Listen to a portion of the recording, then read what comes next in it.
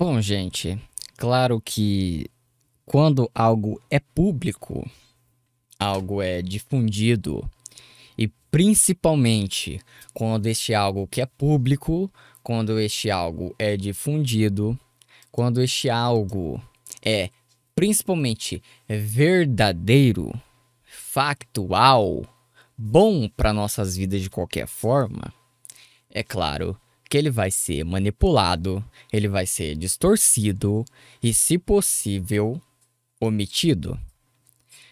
No caso, eu estou falando das escrituras que são sagradas.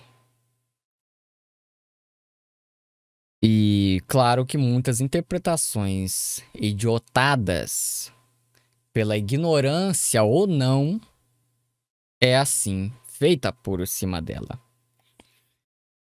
A maioria das coisas absurdas que falam da escritura não é pela manipulação da Bíblia nos escritos em si, mas sim de interpretações.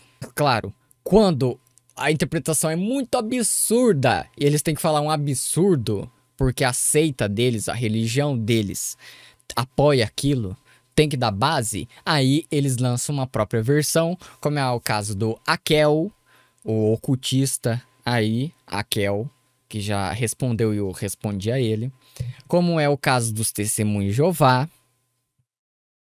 e é o caso de Bíblia do Pregador, Bíblia Pentecostal, então é tudo separadinho para aquele povo em específico. Quando você entra nessas ditas redes sociais, que eu digo para você que não são sociais, foram só criadas para com a desculpa de não, você não quer contatar aquela pessoa distante, que antes você tinha que enviar uma carta ou ir até distante para encontrar uma pessoa. Agora não, tem internet, vamos conversar, claro. Aí você concorda sem ler os termos de política de privacidade, os termos e os dados que você está compartilhando, quando eles colocavam isso para você ler.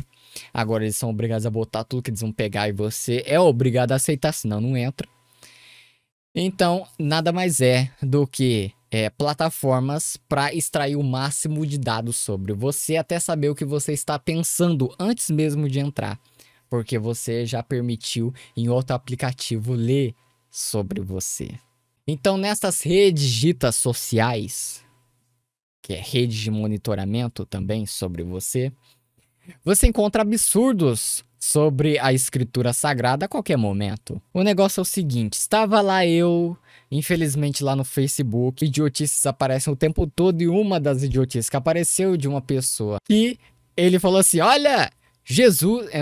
Poxa, vamos ver se tem aqui. Jesus, ele falou mais ou menos assim, tá? Mas é essa a mensagem. Jesus defendeu a legítima defesa. Deus defende a legítima defesa. Se alguém fazer o mal, você pode ir lá e fazer também. Eu não tô falando que é certo ou errado, eu não vou entrar no mérito, tá? Eu não vou entrar no mérito. Se a legítima defesa é certa ou errada, eu não entrarei no mérito. O mérito é o seguinte: ele se utilizou das escrituras sagradas para isso, para afirmar. E ele disse, pior ainda, o próprio Jesus defende a questão de legítima defesa. Bom, primeiro você teria que imaginar como Jesus reagiria se alguém batesse nele. Alguma vez ele reagiu? Primeira coisa que você tem que pensar. Eu não estou querendo mudar o que você pensa, eu penso uma coisa também, que eu não vou falar. Não estou emitindo opinião, mas sim fatos, porque vamos demonstrar na Escritura Sagrada isso. Quando o chicotearam, reagiu? Cuspiram nele, reagiu? Bem, não vou entrar no mérito. Agora, você afirmar que uma pessoa falou uma coisa já é ruim, porque você vai ter que provar, às vezes, até judicialmente isso. Agora, e quando você fala que o próprio Jesus falou isso? Tem que ser mesmo, porque a coisa é mais embaixo. Então, ele deu a referência de Mateus 26, o verso 52, que Jesus estaria defendendo a legítima defesa. Vamos ver.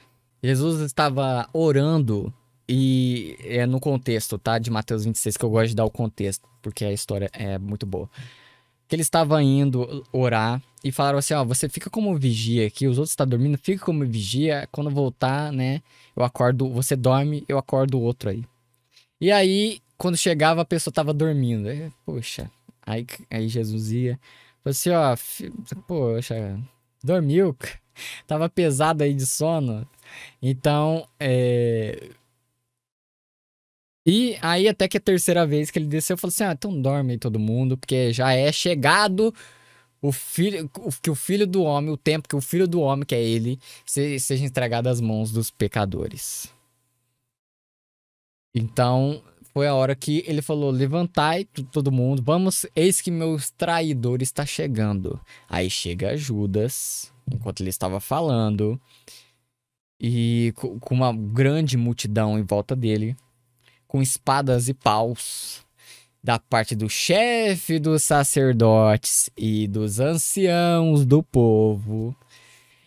Então, Judas havia, né, comentado e já combinado de que aquele que eu beijar é para prender. Aquele é o que você vai prender. Então, é quando ele, né, Judas fala assim: "Ah, salve, Rabi, dá um beijo". Aí sim é que o pessoal vai começar a prender ele. E aí começa. Jesus respondeu, né, a esse beijo: "Amigo, para que estás aqui?" Então, avançando, deitar a mão. Deitar a mão é para dizer pegaram com jeito em Jesus, porque deitar a mão é um jeito suavezinho de falar que pegou violentamente e Jesus e o prenderam. E eis que um dos que estavam com Jesus, estendendo a mão, desembanhou a espada e, ferindo o servo do sumo sacerdote, decepou-lhe a orelha. Aí que chega. Mas Jesus lhe disse: guarda a tua espada no seu lugar, pois todos os que pegam a espada, pela espada perecerão. Ou pensas tu que eu não poderia apelar para o meu pai, para que ele pudesse à minha disposição agora mesmo mais de 12 legiões de anjos, para proteger ele? E como se cumpririam então as escrituras segundo as quais isso deve acontecer? Bom, então, o que acontece é o seguinte: o próprio Jesus não se defendeu, mas um dos que estava com ele pegou a espada e decepou a orelha de um dos servos daquele sumo sacerdote que iam prender Jesus. E o que e esse servo fez o quê? Defendeu Jesus. E o que Jesus faz? Não. Não. Se eu quisesse, eu mandava anjo aqui agora, mas eu não quero. É assim necessário que aconteça para que se cumpra as escrituras que foram preditas lá na antiga aliança. Então, que interpretação tosca, idiota, ignorante de uma pessoa dessa. É claro que Jesus não estava defendendo legítima defesa, estava justamente ao contrário, indo contra isso. Porque aquele único que defendeu ele ainda repreendeu. Repreendeu. Então imagina esse tipo de pessoa solta aí no Facebook interpretando erroneamente as passagens aí da escritura. É justamente ao contrário do que ele quer afirmar. Então Jesus não está afirmando isso. Só está afirmando que quem mata pela espada morrerá. É assim que acontece, quem mata morre. Você mata, vai ter alguém que vai querer te matar.